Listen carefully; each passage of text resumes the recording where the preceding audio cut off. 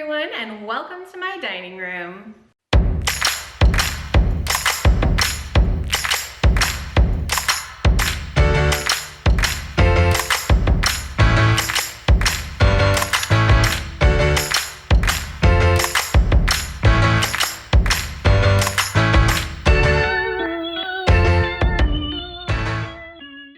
Before we start putting this room together, I thought that I'd go over a few different things. A lot of you on my Instagram and on my Facebook had questions about the actual process of the floor, which we didn't take a whole lot of footage of. There is a little bit of footage of me doing the last little bit of the floor, which I can share with you guys.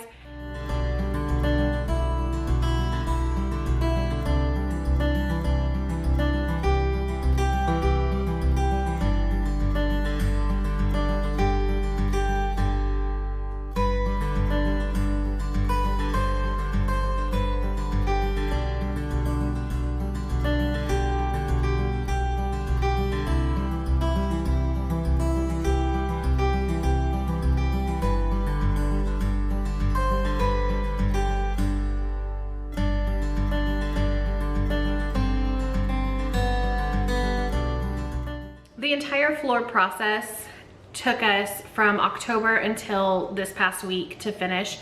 The walls are done, the floor is done. Now it's just a really pretty empty room to fill with all of our stuff.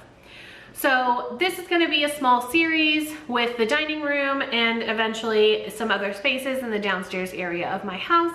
Today I want to show you how I took a few different things that I upcycled and we just kind of turned them into new pieces to fit the modern farmhouse style that we were working towards in our dining room. Let's take a look. The inspiration for the dining room and kitchen area of our house was this amazing preserved boxwood wreath in the Sherwin-Williams paint color called Tin Lizzie. Our colors are green and gray and black, and of course the beautiful wood stain color that is the top of our table. First thing we did was determine a space for this antique piano that David found for free and was able to restore. So I decided to put it right here on this wall, centered under the frame that's there. David thought it needed to move a little bit. This will come in a little bit later. We protected the floor by laying down some plywood to roll the piano along on, just so it didn't catch on any of the uneven tiles or in the grout. Because I did this floor myself, there are some tiles that are uneven, and it just made more sense to protect it ahead of time than to worry about fixing the floor later. So this thing is insanely heavy, and my arms actually still hurt. I did put this rug down to protect the floor and the piano.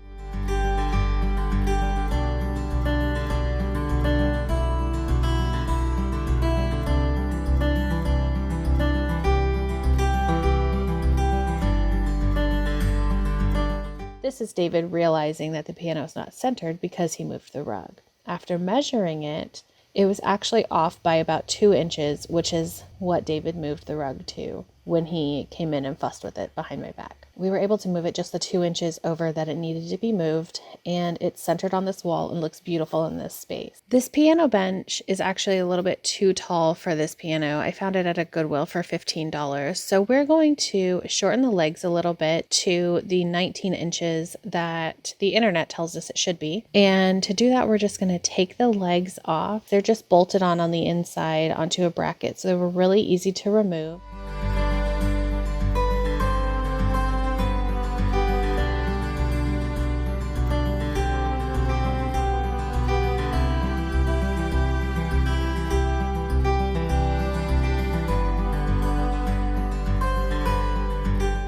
Unscrewed the top so that we could recover it in a beautiful fabric that matched the room. We unscrewed the hinges and the stop close that's on there and took the top off. For the piano legs, because they are cut at an angle, David is using the miter saw to cut them all down to the size that we need. And to do that, he has to put a shim into the saw and use the clamp to make sure that he's getting the proper 90-degree angle on the bottom of the leg. While David's doing the legs, I'm going to start here. I'm going to need some cleaner to clean the top of this because it's dirty. I need a staple gun, some extra staples, some fabric scissors, and whatever fabric you decide to use to cover it. This is a beautiful faux suede fabric. If you want extra padding on the top, just grab a piece of foam like this one that I got at Walmart. I'm going to go ahead and spray down the top of this and get it cleaned. Because this is a faux leather fabric, I'm just going to wipe it down and get it all cleaned off. There's no point in me actually taking all of the fabric off of this just to cover it. I'm going to lay my fabric out to get the correct sizing that I need to cover the top of this piano bench. And looking at it here, I actually realized that the piping around the edge of it was going to give me a weird edge on my fabric. So I decided to just rip all of the piping off. And I'm glad I did that, because I did discover that the wood underneath of this backing is actually a really dense MDF board, and you'll see why that causes us an issue later. But I'm going to go ahead and cut the fabric down to the size that I need it. So we started doing the staples and realized that the longer staples are not going in, and this is an issue with the thick MDF. I switched to these shorter staples, which actually ended up working. I just had to hammer them down a little bit. I started working on adding the fabric all the way around, doing my 4 points like I normally would. I got to a certain point and realized that I had run out of those short staples and didn't have any more of them. Because I didn't have any more of those other staples, I did resort to using the brad nailer stapler to attach this. This is actually a little bit of overkill for getting this attached, but seeing as how we're all in quarantine at the moment, I couldn't go out and buy more staples. So I had to use what I had. And even this gave me some trouble because, of course, it is such a powerful tool. It was poking directly through the fabric without actually applying a staple. So I had to kind of work with the pressure a little bit to actually get it put on. Getting all of these staples down in a row was actually the one small part where it actually worked really well. This was a lot harder to upholster than it should have been, but in the end we got it done. So back to the legs, I'm attaching the same feet to the bottom of the legs, just reuse them if I have them. And we're going to paint the bottom 2.5 inches of the legs to match the metal that's at the bottom of the piano leg. To do that, I'm going to need paint, a gold and a black, and of course a sponge brush and a makeup sponge. I'm going to give the legs a good wipe down before I start. Measuring 2.5 inches up, I'm taping off. Now keep in mind these legs do taper, so you're going to have to measure each side of the leg to get a nice straight line all the way around.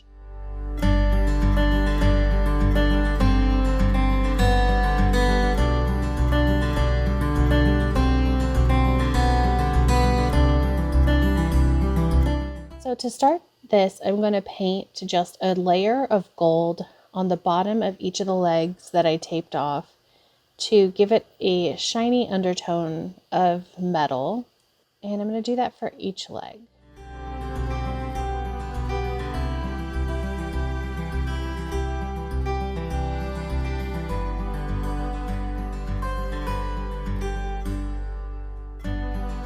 To make them a little more distressed, I'm going to go ahead and stipple on some black paint using a makeup sponge. And this just gives me a more even application without smearing it.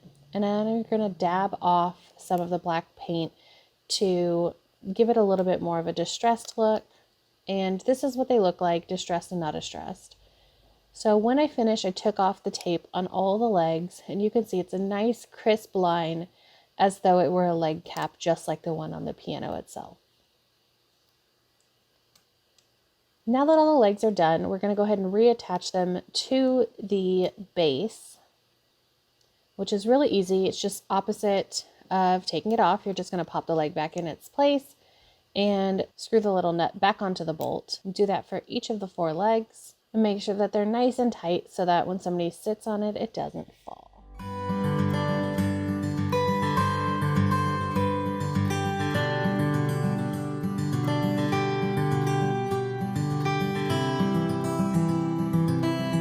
Now you're going to attach the seat of the piano using the hinges and the fall stop that was there.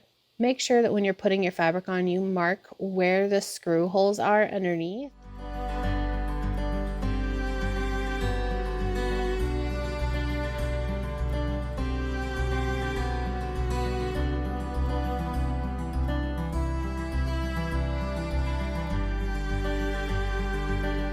So this is what the piano bench looks like now. It's a much more manageable height, and the legs with the faux metal cap on them just give it a more cohesive look.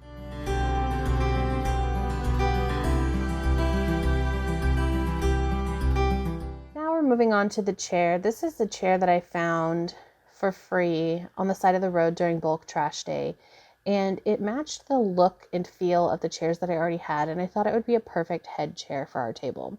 The caning was broken, however, and it was kind of beyond repair, so I decided, since I'm using seat cushions anyway, that I would just cut this off and install a new strapping. You want to make sure with anything that you find on the side of the road that you give it a good clean. So Emerson's actually helping me here by getting it clean while I'm working on something else. We're going to need to add in some support because I've removed the caning that was right here in the chair, which is actually the chair support. To do that, I have this strapping that I found at Joann's. It's nice and thick, and I believe that it is actually for car seats. So I'm going to basically just attach this across all the way and then weave some going the other direction. And what that's going to do is give us a nice foundation to be able to put a cushion on. So because I will be using seat cushions on these to match the rest of the chairs that I have, I'm going to attempt to do the strapping in a way where you won't be able to see it from the outside of the chair. So I really just kind of want to go same way across the top of the chair by creating layers and then weaving more through so that there's a nice good support.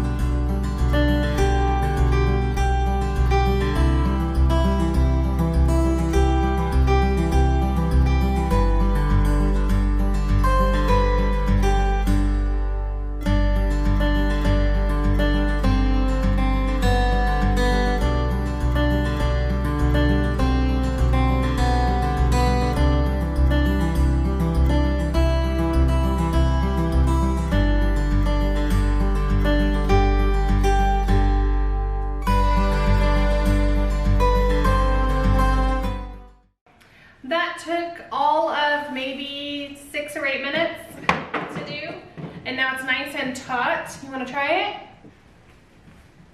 it? It feels secure? Mm-hmm. Nice. So again, the caning is supposed to look like this. You saw what this one looked like. Somebody attempted to patch the caning on this one. I wanted a head chair for the table, something that was a little bit different, but also still along the same lines of style and feel. So I think this will be the perfect head chair now that the base has been completed and you can't see any stitches or staples or anything around the outside. And I bought these cushions from IKEA for $5 a piece in the perfect green color. I do prefer the IKEA cushions because they have the Velcro straps in the back versus the tie straps. So they're a lot more sturdy than the $5 ones you get at Walmart.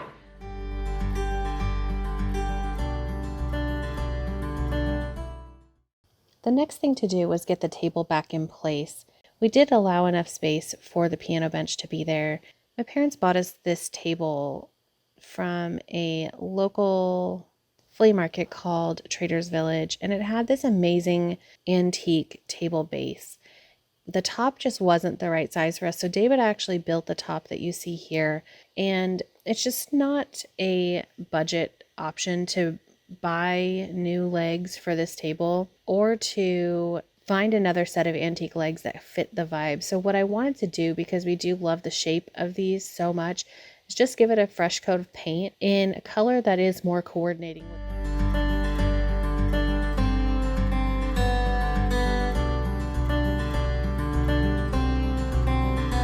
This is what the table looks like with the legs painted in the Tin Lizzie color, and the chair that I did looks perfect here.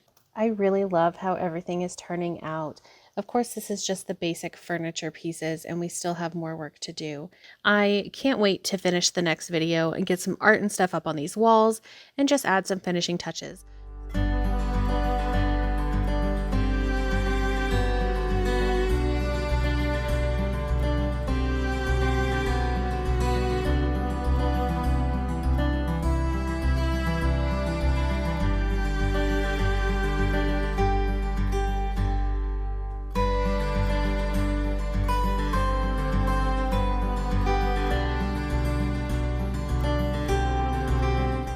Thank you guys so much for watching, and we'll see you next time.